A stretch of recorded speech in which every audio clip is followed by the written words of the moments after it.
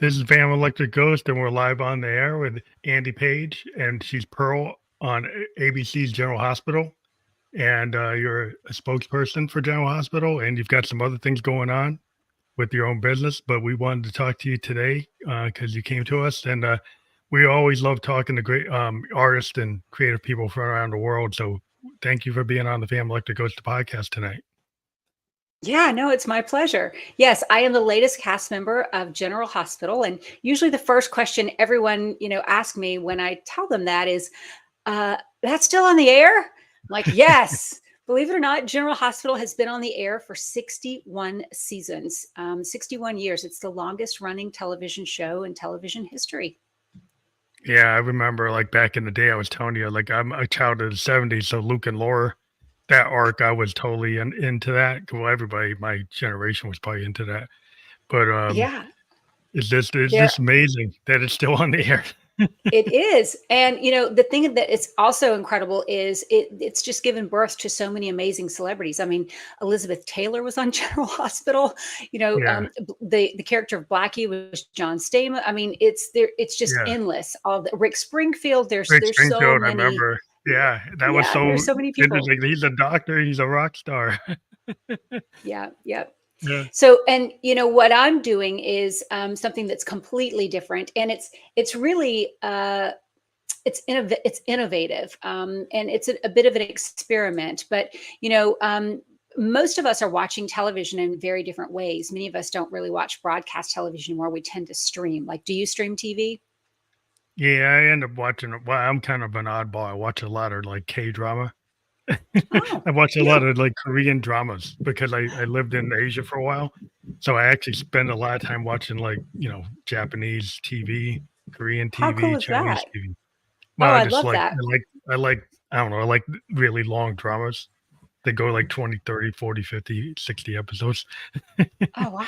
Well, but you have to stream that, right? I mean, unless you have a Yeah, way yeah, to I reach. stream Yeah. it, yeah, on the different sites that will show it, and I actually watch it with the subtitles, but to listen to the Korean or the Japanese, 'cause I like to hear the actors, how they actually express themselves, but Yeah, that's that's awesome. Well, so the point that I was making is that, it's wonderful that we have the opportunity now to stream TV and avoid all of the ads. But the reality is that the ads are what pay for television, which is yeah, why, it was called a soap opera because, soap paid for it. Right. So, yeah. I'm actually on the show as a host on Home and Heart, which is the storyline of a shopping channel within General Hospital. So I'm a host along with Morgan Fairchild. Do you remember Morgan Yeah, Fairchild? yeah, I know who she is. Can you? I'm sure you did. Did you have her on your wall like most boys? Probably. So Morgan Fairchild is my co-host at Home and Heart, and they came up with the concept of starting to develop products within specific storylines and bringing those products to Home and Heart. And just as you would any other home shopping channel, kind of pitching them, but it's within the storyline. And then you Wow. can go to shophomeandheart.com and you can buy those products. And all of the products at shophomeandheart.com are products that you've seen be a part of the storylines of General Hospital. So it's That's just it's marketing, it's innovative, it's advertising, it's ultimately keeping the show alive. And I think if it works, because we are kind of the first to do it, I think that everything that we watch is going to have it's going to give you the opportunity to buy something no matter what it is. I mean, I liken it to, like, did you ever watch Happy Days, and like, where did you love yeah, the Fonz? Yeah. yeah, So yeah, imagine if you could buy the Fonz's jacket. yeah. Well, that makes a lot of sense because I want live TV, like the Honeymooners. They used to have these like live things and where they would actually pitch things in between the breaks, you know, Oh. but they Oh, would live actually do it like commercials. live. Yeah, Yeah, live yeah, commercials yeah. within the live TV framework, like Playhouse 90, some of the old shows. Cause I like old TV, but there was like that kind of thing happening. So it makes sense that now today it's like, oh, integrate like products into the show. I mean, people see it in movies. They'll throw like a Pepsi here, or they'll throw a car here. People, somebody's wearing it's kind of hidden, but it's there. But you're being more elaborate and specific about it. Well, one of the storylines is the storyline of Deception Beauty. And Deception Beauty has these amazing, high-powered, gorgeous women who run this beauty company, and they have developed all these fictional products for over 2 decades.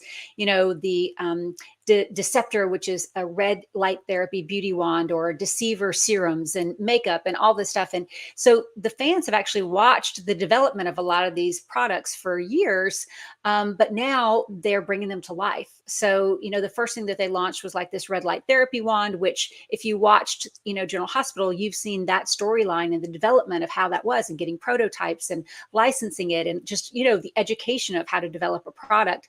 And now it is something that is available at shophomeandheart.com. So that's my role. I actually am a QVC host. It is something that I do for a living.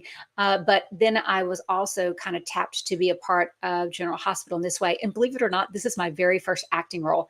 I've never had an acting role. So this is also, it's been such an education and so fascinating. So how did you get pulled into the General Hospital? They just thought it would link because you were working with the QVC. It was just a synergy. Yes, that was it. But even bigger than that, so during the early 2000s, I was really a part a lot of makeover television. So I've done hundreds of episodes of television. For 3 years, I was the makeover, kind of guru, the beauty and style expert on a show called Starting Over. And I did Oh, hundreds of makeovers on that show. And then I had another show that I did called 10 Years Younger, where I helped women look 10 years younger. And how do I look? And then I had my own show called Sense of Style. So I did the bulk of kind of all of that makeover television, when makeover television was just so hot. And then it sort of died off. But in that time, I worked with a lot of producers, and those producers have all gone on to do different things. And it just happened that, one of the producers that's on this project remembered me from remembered literally you. 20 years ago, and saw on my LinkedIn page that I was now a QVC host. And she called me on a Thursday, and I had the job on a Friday. It's crazy. Well, it's interesting because like it's the Rolodex you have with your life always like ends up building the opportunities. As an artist and a musician, like you get opportunities because the people you run into. With this podcast, I've interviewed people and then been able to actually work with them on their Yeah. projects. Just Yeah. I because like, mean, oh, I remember you. I saw this show. You interviewed this band. I thought it was interesting. Maybe I could work with you on this. And so yeah, it just seems like when you get out there, you never know like what you're doing now will lead to something you're doing in the future. yeah, you're always planting seeds. So you don't eat the fruit the same day you plant the seed. But if you show up on time, if you put your best foot forward, if you can be remembered as someone who makes most situations better and not worse, and you kind of always do your best, believe it or not, that leaves a lasting impression. I mean, it certainly has in me. When I think of people that I've worked with in the past, if I hear a name, I immediately think of positive or negative. So if you are on the positive side of things, yeah, you never know when that fruit is going to bear. Yeah, it's important to have that kind of not be such a pessimist about things. Because a lot of times people are scared to be authentic or vulnerable. When you get into That's very acting, true. that's like your secret sauce is to be able to pull the character out, right? To be able to make it feel authentic, right? That was really hard for me because, as a QVC host, and I'm trained to really kind of express my opinion and how it makes me feel. And, like if I Mhm. take something, just like a simple pen, and I'm talking about it on air, I really have to explain it in a way that, of course, gives you all the features and benefits. But it's really, I'm creating a connection with the audience, and I'm expressing my opinion and selling to them from my heart. And so, when I get this script, and I am supposed to bring that same and emote those same feelings with someone else's words, it was a very big shift. Let me tell you, it was a Well, the really big writer, shift. yeah. So like, if we have to deal with a writer, and then you have to Yeah, translate that. If every actor brings those words to life with their own, capability, because it's like it's your individual, you know, acting talent that takes those words and makes them real. And it it's is, like how and it is a talent. Let me tell you, it is most definitely a talent. I have learned that. I there's so much to learn about being on set. I mean, I knew from reality television that so many more people were involved than, the viewer has any idea. But when it comes to a show like this, I mean, General Hospital creates 250 hours of broadcast television a year. That is, I mean, it is amazing. In my first day on set, I was in scene number 47 and 49. I mean, think about that. They usually film anywhere from 50 to 60 scenes a day. They start at 5 o'clock Wow. in the morning and they go to noon. They break for 1 hour from lunch and then film from 1 to 8 at night. And the Wow. wardrobe and the makeup and just lighting and the assistants. I mean, what it takes to put on that show is absolutely unbelievable. So I'm actually thrilled that, they are figuring out how to stay current and relevant and give fans, what they're interested in and still garner, almost 3 million people watching every single day. It's pretty amazing to be a part of. I think that's awesome because I didn't even know like the way the state of the world is if soap operas were still a thing. So this is the Well, first time. they are a thing. And the other thing that you should know is there are 2 new soap operas actually being introduced this year on different networks. So the pendulum is the pendulum is kind of swinging back in that, I think we've just talked ourselves to death. I mean, how many talk shows and news Yeah, magazines can there be? I much think real. people are, I think people are, in politics and all of it. It's like, you almost need an Yeah. escape from everyone Yeah, else's people opinion and all spend the a news. 24-hour news channel all day is like that's a little overwhelming. Maybe I wanna So go I back to to a like the way I story. used to watch General Hospital with Luke and Laura, you know? Yeah, people want to get back to a story. So, almost every network will have some sort of daytime drama now. And of course, a lot of the traditional ones have gone away. But the fact that there are 2 new ones this year, I think is pretty interesting because I do think that people are just interested in following a story and a little escapism. Well, I think it's important because, the whole thing about the reality TV, it takes away from, like I think people want a little drama. They want the fantasy of a like a fictional story because it I keeps your mind agree. off you watch TV, do you really wanna see the things that are stressing you out? Or like when I grew up, it was like, I'm gonna watch I Dream of Jeannie. I'm gonna watch, Gilligan's Island. Yeah. That's it was kind of like it wasn't gonna deal with what was going on outside or what's on news because what's on the news was like Vietnam. So of course I probably want to watch Gilligan's Island. Yeah, well, yes, exactly. And the other thing that is just the plain truth of the matter is so much of what is going on in the world, we can affect so little of it. I 5 years ago, I insisted that we turn off all news. I haven't allowed news in my household for over 5 years.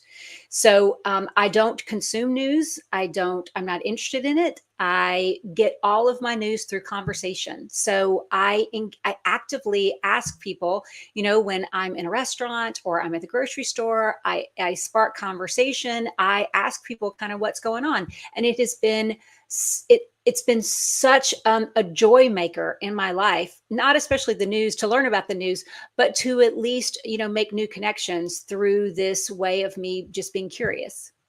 Hmm. Well, yeah, is I think people just have to find a way to be comfortable, with how the world is today, and this having an outlet like General Hospital is really cool, and I really do think it's interesting the way you've integrated like the actual, you know, soap soap idea of like selling soap, but now you have this shopping thing within the storyline. I still kind of amazed by that in I terms have of to tell the you, if it works, if this experiment works, and so far we think it is, I think that it is going to be the way that everything is going to be created. So I think that no matter what the show, even if it's your Korean dramas, if there's something like like this clock on the wall, or this shirt that I have on, or a hat that a character is wearing, you can ultimately will be able to dial it up, and you'll be able to purchase it. So I Mhm. think that it's going to make a huge difference in how we are consumers and how we consume television and what we are being sold. I think the connection that a lot of these characters have with the public really lends itself to building a level of trust And I think it's also why so many celebrities have their own brands now, Oh, because, yeah. when you have a connection with someone, you just, want to follow them and have a belief in what they believe in.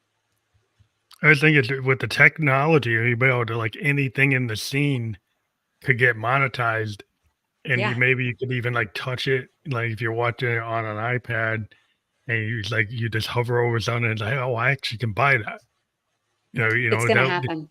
could have that integration, and I think advertisers and people who want to think about marketing, that's this amazing level of marketing that like the whole set is an opportunity. The whole Yeah. And scene is an that's what we're going to opportunity. have. That's absolutely what we're going to have. This is the beginning. Well, you talk about, the evolution of where we have come from. There was product placement. There's been, like you said, live commercials within a show, back in the day. So this is the next level. And I think it's really, really fascinating. And the other thing that you have to know is, we're talking about, network television. So everything, has been vetted, and there's a lot that has gone into all of the licensing and everything to develop the deceptor red light therapy and like all of it. So there's a lot of people who are excited about this, and there's a lot of investment and ingenuity and innovation. And I think it's wonderful to be at the precipice of something so big. So in terms of like your own interest in like I guess inventions and beauty ideas and things you've been, so do you have like your own brands, or I, like your own I things that you've do. worked on? Yeah, I appreciate you asking, because what happened was, when I started in reality television, I often struggled with a place to put my mic pack. I'm someone who tends to wear a lot of dresses, and it's just very difficult to find a place to put your transmitter, as you know from Hmm. being in Yeah, production. usually. Yeah. Yeah. So, they hang it on your bra, or, there's different straps that they'll put around your waist, but, it's very bulky. And for me, after, in reality television, you work long hours. So after you've worn a transmitter for 12 hours, I would just get water blisters. It was very uncomfortable. So Oh my God. I actually set out to invent a hands-free kind of purse that you wear on your leg. And of course, there was something like that already on the market, but once you got hot and sweaty, it would fall down. It just wouldn't Oh, work with your body. So I invented the Girly Go Garter, and I've patented the adhesive that actually adheres it to your leg, and it will hold up to 3 pounds, and it works with the heat of your body so that you can run, jump, and it will hold 2 transmitters or whatever it is. And so that product actually holds 19 patents. We are in 80 countries, and we at wow. our height we were in about 6,000 stores. But what I learned was, of course, it's wonderful for studio services and to be used in the audio realm, but it's also a solution for girls who are insulin dependent, and need a place to put their insulin pump on their wedding day or prom or anytime they're wearing a dress. And for that matter, if you are, on your wedding day, you can't let the purse down the aisle. So if you want to carry, your essentials, it just wraps around the leg, and it's very accessible, and you can carry everything. Like I said, whether a purse, or excuse me, you're going to a carnival or a concert or anything like that, it's just right underneath your skirt. Wow. So you got a lot of hats. Yeah. Well, what I do is I listen. So, I firmly believe that, God wouldn't give you the nugget of an idea if he hadn't already figured out the path of how to create it. So I came to create the Girly Go Garter in kind of a tragic way. I don't know if you noticed in my bio, but 15 years ago, I cut off my right foot. Oh, wow. Yeah. So I was just a few days away from, going back to Los Angeles and starting to film, a next season of 10 Years Younger. And I was in a very dramatic cliff diving accident. I sat and I watched all of these people jump off a cliff, and I wanted to do it. And I climbed up and stood in line and waited my turn. And then I jumped wrong. And Oh, so I kind of missed the water, and the rock severed my foot. And I was really fortunate that I could grab my foot. It literally held on by tissue of skin, but I grabbed it so it didn't fall to the bottom of the sea. And I, of course, could not go forward with, that season of my show. And I spent, 10 years and 7 surgeries, trying to rehabilitate myself and getting myself back to a point where I could walk really successfully.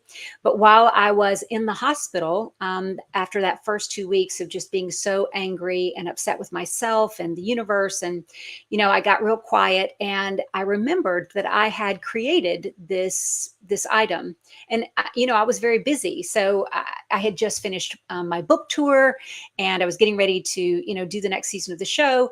And I thought to myself, well, I guess that's what I'm supposed to do next. And so from the hospital bed, I started working on the Girly Go Garter and trying to figure out who could help me and what I need to do. And I got a provisional patent, and I had never thought about, developing anything. If anything, I thought I would just give the idea to someone else, or maybe work in collaboration with someone else. I never thought I could do it myself. But here I was stuck in a bed, and I put my heart and soul into it because I didn't know if I'd ever walk again. And it took about 2 years for me to figure out how to get it made, bring the prototype to life. I got my very first patent on it, and raised a little money, wrote a business plan, and I was able to birth the Girly Go Garter. So we're 15 years in. It's almost, to the day of my accident, of when I really started to work on it. And I'm really, really proud of it. It is something that I never thought I would do, but I have a lot of experience in developing products now. Did you have any initial resistance from like the industry and being able to do this, where you took more of a hands-on approach and didn't give it to other people? 'Cause maybe people Yeah. felt like, well, maybe because this is not your area, you should give it to me and I'll do it. Oh, But yes. you stuck to your guns, and you had a vision, so you wanted it It's to be more like what you wanted, right? Yeah, it's true. I mean, I was offered, I think like $100,000 for the idea. My agent was like, "Are you sure you want to do this? What if we just sell the idea?" And that was it was a thought for a little while, but I was like, I don't know that I'm going to be able to work again. So So you wanted another if I can't, yeah, if I can't, option. continue on this path, I feel like this is something I can learn, I can do. This is, this is my next step. So I became an inventor, a patented inventor, and An entrepreneur. brought this, yeah, brought this product to life. And it still exists. We still are doing extremely well. It's a whole other company. It's awesome. Yeah, it's called the Girly Go Garter, and we've got 3 different line extensions, and so that's been a wonderful education. And my family, I forget who it was, maybe it was my grandfather, used to say, you can't fall off the floor. So when you are literally at the bottom and you're like, what am I supposed to do now? You just have to stop and listen. And I just kind of, whenever I'm at those points in my life, if you listen, I feel like the universe will give you some ideas. And I don't believe that God would give you an idea if he didn't have the path for you. So I listened, and I actually went to Asia to help, develop the product on crutches. I was Wow. so determined. So anyway, yeah, that's a whole other phase of my life. And yes, I have developed products, and it's wonderful to be kind of the mother of invention, if you will.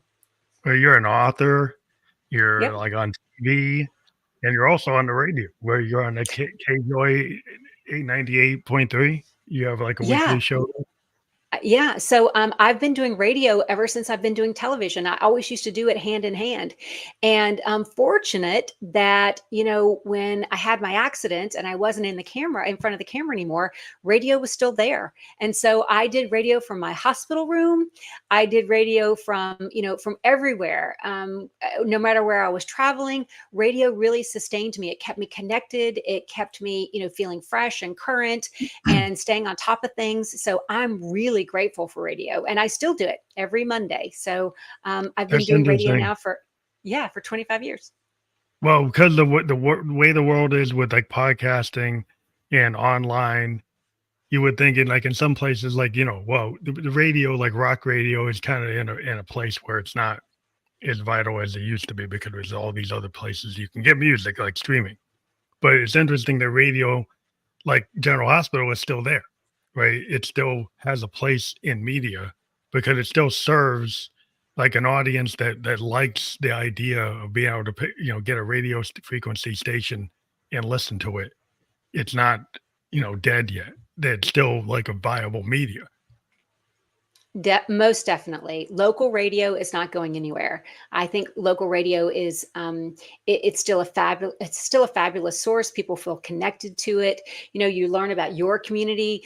Everything is kind of tailored to your service area, if you will. So I think local radio is great. And of course, very similar to streaming television, you can stream almost anything when you're in the car as well. But I do think that local radio still is extremely vital, and I don't see it going anywhere. So I'm really fortunate that I'm still a part of it.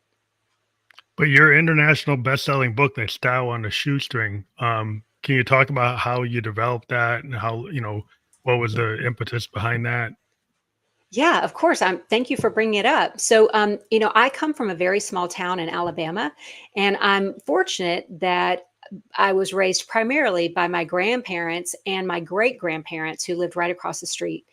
And, my grandmother growing up made almost all of my clothes. So there was this belief, she believed really firmly that, if we always put our best foot forward and we presented ourselves a certain way, that, we would not be poorly judged for not having a lot, because we didn't. We were, lower income people. So my grandmother would could see a picture in a magazine and really create that. She had the ability to sew anything and to create beautiful clothes. And so I became very aware at a young age that how I presented myself was ultimately how I was going to be judged, and not if how many commas were in my bank account. So I learned, as I'm a high school dropout. I dropped out of high school and moved to New York at the age of 17, and got my GED and got into college. But I'm a high school dropout from a rural Alabama, so you can imagine I had a few things to prove. And I certainly wanted to make everyone back home proud. But, one of the ways that I kept my relevance, and I, encouraged people to listen to me and not dismiss me as being an idiot, was really how I showed up. So I learned that if I could, present myself with polish and care, not spending a lot of money, but with intention, that it really helped solidify, my role, and in many times got me, at least a foot in the door. So all of the skills that I teach in my book, Style on a Shoestring, really have to do with how to up level your game, how to present yourself in a new way, because we have the ability to recreate ourselves every single day. And just because we weren't born with the skills doesn't mean that you can't learn the skills. So my book is about learning the skills and how to build a wardrobe, how to present yourself with more polish, and do it on a shoestring budget, so that, it's kind of the ultimate deception, if you will. We can kind of give you that etiquette, to be like in the place that you want to be. Like a lot of times people don't know how to present themselves. It's like how you show up in the world is really important. And if you don't have like the skill set to know how to do that naturally or just off the cuff, it's cool that you've provided like a roadmap, or at least showing people like what you did. And then it's like a lessons learned that you can kind of level other people up. Yeah. And I mean, again, so many, I mean, I hear this, people talk to me about money all the time, oh, I have an idea, but I don't have the money. Or I wish I could wear that, but, I don't think I could afford it. And it is, I mean, everything I do is on a budget. I'm because I had much rather invest in my community and invest in service and invest in, my kids than invest in something, that I'm going to put on my back. So don't get me wrong. I love to look nice, but, I really relish the notion that I can look like a million without spending a fortune. Yeah, well, a lot of it's all kind of show in no go. I mean, like you can get the really expensive thing, but like if you're able to still present, right, without having to buy the name brand fashion brand, it's not gonna take all your money.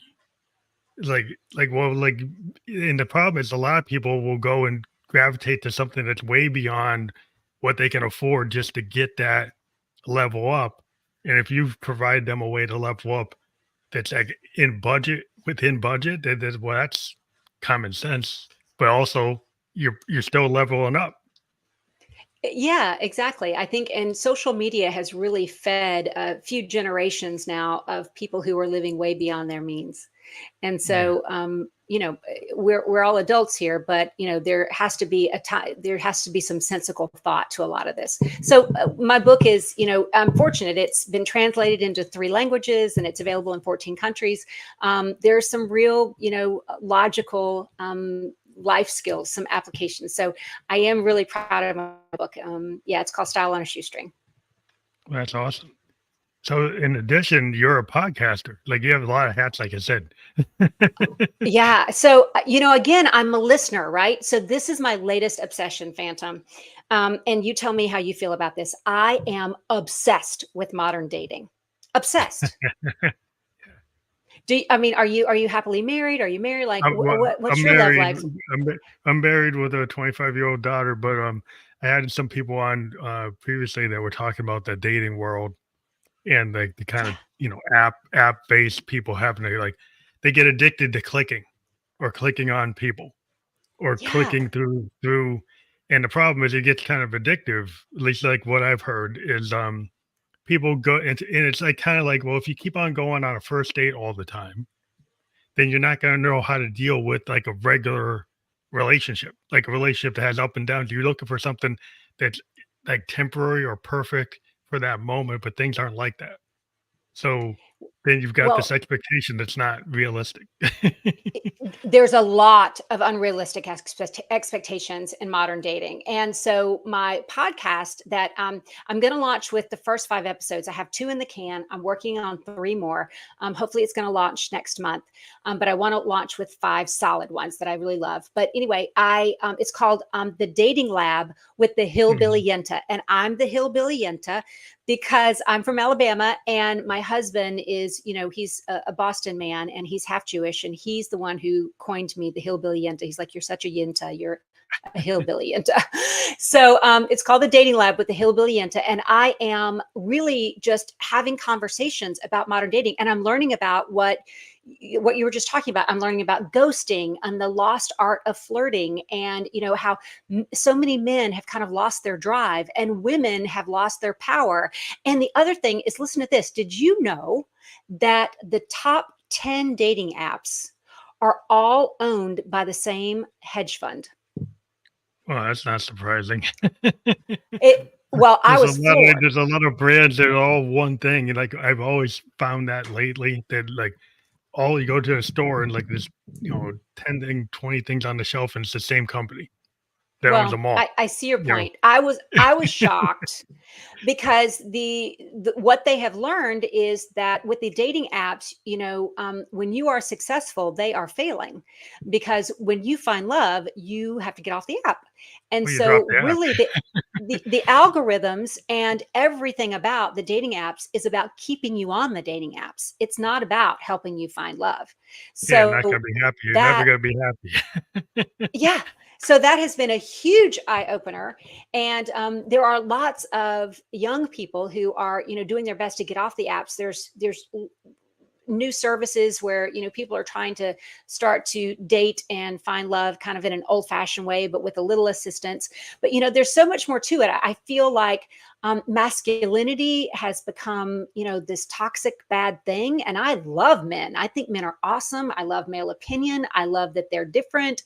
I think femininity has become all about sexuality, and I think that femininity is the most powerful thing in the universe. And I'm kind of like, wait a minute, why is everything so sexualized? So I delve into all of that. Yeah, so this is my latest obsession. Is I'm completely obsessed with modern dating, even though I am happily married.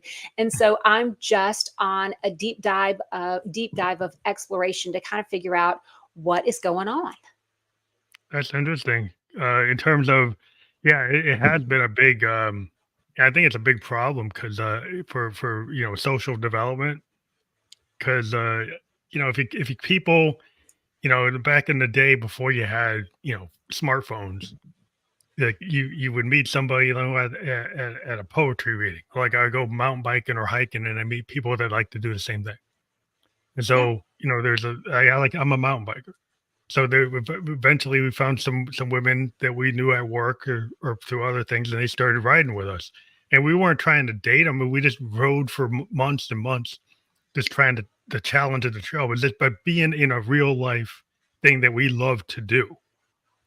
Like I love to go read poetry, and I would go read poetry, and then you meet people that actually are talking to you because they liked what you said on stage, right? And then they read a poem and you like what they said on stage. And then you had something in common to talk about. And it wasn't just about clicking through some app to find some algorithm or to find some fake picture or that you actually Well, have is that how something in you found common. your wife?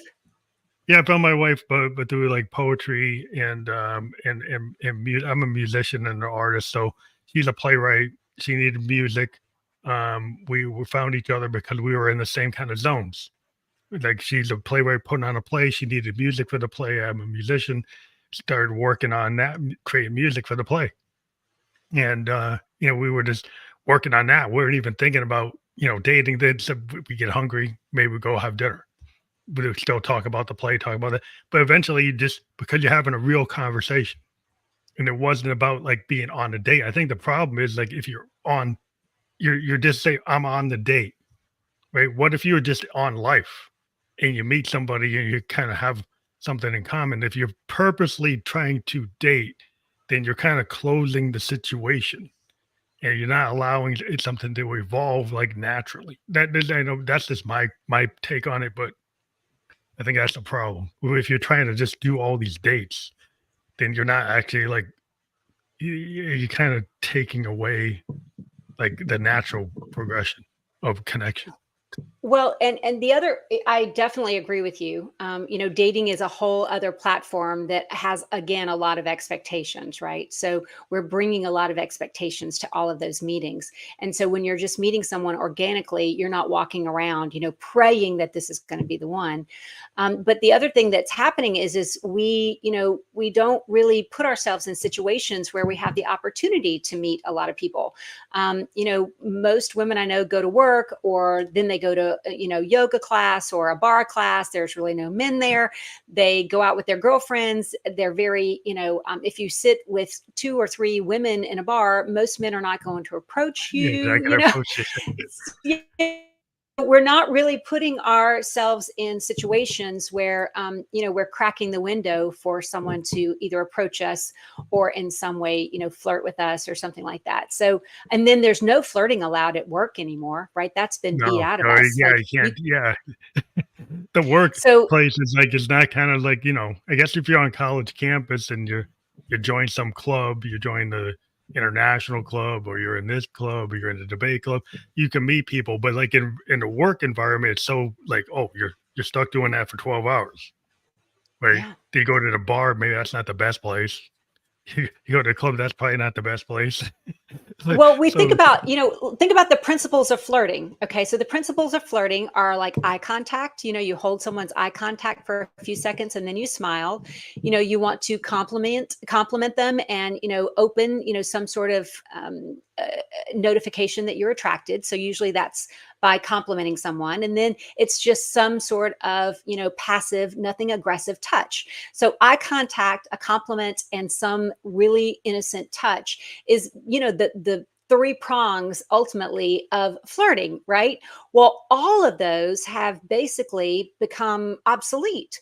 My children in school and college were taught never to really communicate or express an opinion on someone's appearance. Like you're not supposed to have an opinion on someone's appearance, right? Or at least yeah, not supposed to express it. Okay. All of them are scared to death to have eye contact, and touching is out of the question, right? So we have like this lost ability to really be able to express our natural attraction to someone through flirting, because all of it has kind of been, given a bad moniker, or in some way has been taught that it's bad. So again, this is something that I'm crazy curious about. Like, how are we going to mate and relate if everything that is in our DNA we're now being told is bad? yeah, and then they have to go on the dating app, and then the dating app isn't really about having a real finding a soulmate. It's not really about finding a real connection. It's No, about it's about getting another $99. doom scrolling your way through there for them to get more money. Yeah. I mean, it's yeah. So anyway, so this is my podcast, and I'm learning so much. I've been on this podcast tour, if you will, for this past week. Talking about General Hospital and all of the innovations there. And when this was pitched to me, I was like, oh my gosh, I would love to do that because I was developing my own podcast. But I'm learning that podcasts are really a place where people, at least listeners, have a lot of trust in, because this is normal conversation. It's very Yeah, organic. And so there is a it's not lot an of things. infomercial. That's right. There are things that are explained, and you really have the forum to delve deep and to really take things to another level. So I am loving it. But I think it's what I love about podcasting. I've been doing it since 2016. This actually is like episode 1163. I come crazy. Congratulations. But I just found it to be a really authentic way to communicate. My story was like a guy found me on SoundCloud, guy named Rock Tunes back in 2016, said, "Hey, I want to interview on a podcast." And I said, "Well, what's that?" And he said, "Well, it's kind of like the radio, but we have a talk." And I said, "Okay." So we had our first episode and it was just about my music. And then we ended up liking each other so much, we started to do a podcast about music in general. Wow. So we did a podcast for like 6 months, just talking about our love of classic music, like any genre, just anything that was Mhm. highly rated or known to be a really good. The Hendrix, we were just going through talking about it in detail.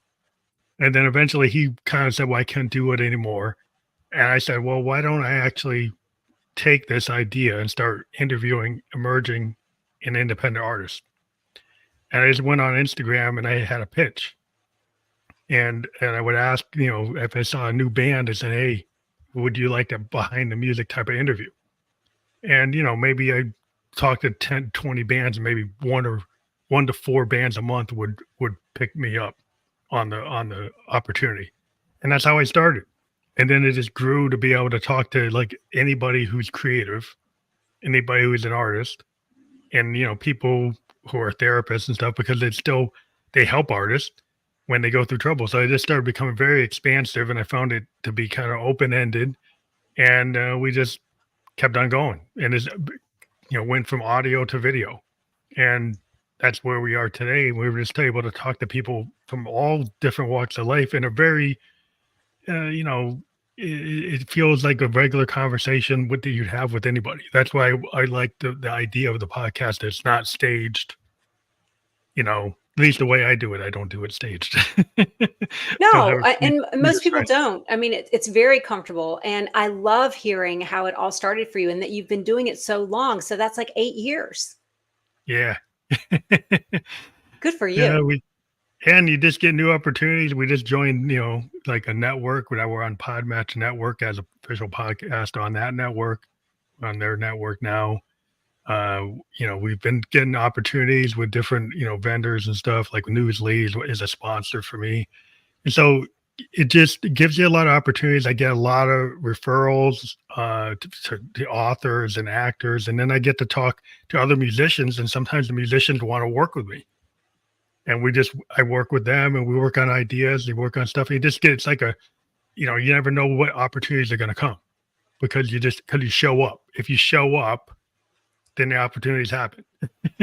It is So so true. So tell me who your favorite guest was. I mean, 8 years is a lot. Who's been your favorite guest? I had a really good guest. The Waterflower is a musician from Latvia, and she is a synthesist, and she actually connects electrodes to mushrooms and plants and uses them to do her music. Right, that she actually picks up like the waves, the living plants and fungus and mushrooms actually have like frequencies that will drive her equipment, and she makes music out of it. And she was a really cool. I have the interviews from a couple of years back, but that was just so cool that she did that type of work that I was really like, just drawn to a very quirky, different idea. That's a really cool idea. I never saw anybody do that. Oh my gosh, that and her name was what flower? What was it called? Waterflower. She's an artist from Waterflower. Latvia. Yeah, Oh she's my been on tour. gosh. She's been on tour since like she was on tour real heavy last year and parts of this year. She was doing a lot of shows in Europe and different parts of the world. And she's really cool. Her interviews on Yes. my YouTube channel. She sounds really cool. Well, that is awesome. Oh my, I mean, and how inventive and genius. I've never even heard of such a thing. But they do say, that trees communicate with each other and that plants communicate with each other. So I suppose this is just, the evolution of that. Now then she's synthesizing it, right? Yeah, well, everything kicks off electricity. So if you have a way to pick it up, and then the frequencies vary. And so, like, I'm a synthesist, and part of being a synthesist is like, we work with these oscillators that play with these sound waves. And the triggers come from my fingers, like playing the keyboard, or they come from sequencers or clocks. But if you connect it to something organic, it will pick up that signal and drive it. So Oh it's my gosh. kind of cool. Like what you can It's do. genius. It's genius. Yeah. I definitely want to hear that. I'm so glad you told me. I'm going to go back and listen to that one. I'm so intrigued. That sounds Yeah, amazing. she was cool. I mean, I've had to talk to a lot of different people, like but Billy Hume, who is a Grammy Award winning producer, he worked with Lil Jon. He was working on a new project called Tokyo Teens, and he's a great producer. He's got he's a Grammy Award winner, and so I thought that was really cool that I was able to talk to somebody like that level. But you never know. Like talk to different people. I've talked to actors and film directors and stuff too. But I just thought that was cool to that somebody decided to talk to a podcaster. I'm not super big. I'm not like Joe Rogan, but like I can still get people who are pretty cool. They come on the show. So I just appreciate all the guests that come on the show. Have you ever been to Jazz Fest in New Orleans? I want to because of COVID. I haven't traveled lately, but I used to travel more. Yeah, that's on my bucket list. To go to the Delta. You can see like a Mississippi blues band. Oh Or yeah. Chicago Well, blues. you mentioned, Little John, I think of Dr. John, but the reason I said that is I can totally see you having like a little podcast booth at Jazz Fest and interviewing both fans and, the acts as they come off stage for your podcast. Oh, I'd love to do that. Yeah, that's Yeah. that's a future idea. I think Definitely. I mean, I can totally see you doing that. I definitely like to do that. I love Jazz Fest. It's one of my favorite things. I tend to go every year. I make it my mission. It is just one of the most amazing things. So there's a couple of things that happen back to back. Jazz Fest is the last weekend in April and the first weekend in May, and the Kentucky Derby is the first weekend in May. So wow. I always have those 2 weeks off, and I go to New Orleans the last week in April for the opening of Jazz Fest, and then I travel on up, and then I love to go to the Kentucky Derby. So that you is actually like something. to watch that. Yeah, that's cool. Yeah. I love the horses, and I love it. Really, it's the Super Bowl of Southern fashion. Yeah, So yeah, I can imagine it's probably a so big deal. fantastic. Yeah, it's so Everybody's fantastic. So dressed to the nines trying to show up. yeah, you can tell the people who are experiencing, the Kentucky Derby for the first time because they kind of underplay it. And then as soon as they get there, they're like, because, when you're dressing for the Derby the first time, you think, oh my gosh, I look like a clown. This is nuts. There's no way that, I can show up like this. And then you get there and you're like, okay, this is nothing. I mean, everybody is all in. I mean, all in. So cool. I love that. Yeah, that's a big fashion thing. Yeah, it's a different. That's not New York. That's not Paris. It's very different. It's different. Yeah, it is. But I also love the Jazz Fest experience because I love music and you can just get everything there. So I'm going to put it into the universe that you are somehow going to make that a trip that involves business, and it's going to be a tax write-off, and it's going to be a huge boom for your business and your podcast. That's a really cool thing to put out there. I do appreciate that. Again, something, I've always wanted a big aspiration for us is to actually eventually take the podcast on the road and actually bring it to the artists in the country where they are. right? So if I wanted to interview a Japanese band, I go to Tokyo. If I wanted to interview Waterflower, like where she is, I go to Latvia and actually interview her there. We've been pushing that, pitching that to some sponsors to get the ideas like we could level up and move to that direction. That's an aspiration that we had, and you're on the same frequency with that. Would talk about what you just mentioned, but that's Yeah. cool.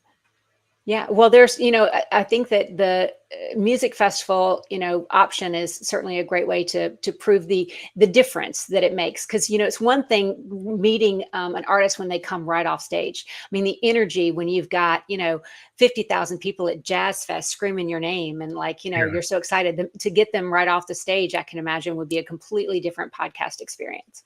Oh yeah, that's something we've always been in. We actually, well, we had some ideas, but yeah, that is the idea to get somebody like preparing for the show, you know, maybe the whole week setting up, watching them do it, and then get on stage, watch them on stage, and then get them off stage has been an idea. So you're clued into that too. That's a good. Look You at that. get the right ideas. I'm giving voice to what you've already thought of. But anyway, we're putting it in the universe, you and me. That's awesome. But we do. I wanted to mention like the shop, homeandheartagain.com. If people go there, maybe you can talk more about what happens when somebody goes there right now when you click on that. Yeah. So when you go to, thank you for that. So when you go to shophomeandheart.com, you see all of the products that I have actually brought to the Home and Heart, studio within General Hospital. And those are all the products that you have seen developed within the show. So if they've made it to, Home and Heart, which is the fictional shopping network within General Hospital, then you can also find it on, Shop Home and Heart. So what you see is, jewelry that a lot of your favorite stars have worn. You see, the products that are being developed within Deception Beauty. There are handbags that you see on the show and clothes, and there are a lot more products that are actually being licensed and being approved every day. So it's ultimately the place for you to shop your favorite soap and see all the products that you've witnessed within the show. So it's shophomeandheart.com. But you can also find me at Shop with Pearl, because I don't know if I mentioned, but Pearl is my stage name. It's my character's name on General Hospital. So if you go to shopwithpearl.gh on Instagram, you can also, link to all of the products that way as well. That's awesome. Well, hope everybody will check that one out as well. That will be fully clickable, the Home and Heart, in the podcast description. That's set up as every podcast that this gets distributed to, every channel from like Apple to iHeartRadio to Spotify video podcast. In the description, that shop Home and Heart will be clickable, so that will be evaluated. That That's we have. awesome. So yeah, it's just cool to actually see all the different roles you have from radio, TV. Have you thought about going into movies? Oh, I would No? never say no. But I will tell you, acting is not easy. Have you ever been an actress? Have you ever had a role? Nah, I've never done that. I mean, I've just been, on stage playing music, but never. I have a lot more respect. It is not that easy. But at the same time, I believe in I want to live to be 100. I don't know about you, but I'm 54, and in my mind, I'm only halfway there. So I definitely want to, live well into my 90s. I want to make it to 100 for sure. But what I mean is I want to be vibrant. So, I am actually on air right now with Morgan Fairchild. So the fact that she's almost 80 and, she Still is doing it. like, yeah, still doing it and doing it well. And I think about people like, being Southern, one of my icons was Dolly Parton. I mean, come on. Yeah, I mean, that Dolly's woman cool. is amazing, right? So there's so many amazing, examples of people who can still be vibrant and, contributing and Yeah, being you don't have to give innovative. it up. It's not a youth game anymore. Like No, even in music, everybody's always like it used to be. People would think it's like, well, you're 17 to 25, then you're done, right? But if you think about like a lot of artists, they're still doing. The Stones are still out there. yeah, Like it, like all the jazz musicians, Herbie Hancock's still out there. yes. Like if you're a blues guy, you never stop until you're not here. right? Yeah. Blues and jazz, we don't stop. It's like pop music has this idea that there's a expiration date, but other like hard rock, the Stones, you know, Dylan's still doing shows. You Yeah. know, I you don't actually stop. saw Dizzy Gillespie in New York City at the Blue Note a week before he passed away. You don't stop. I mean, No. every blues guy I've ever heard, they just go until they're done. Yeah. You don't stop. So, you talk about, would I do a movie? Heck yeah.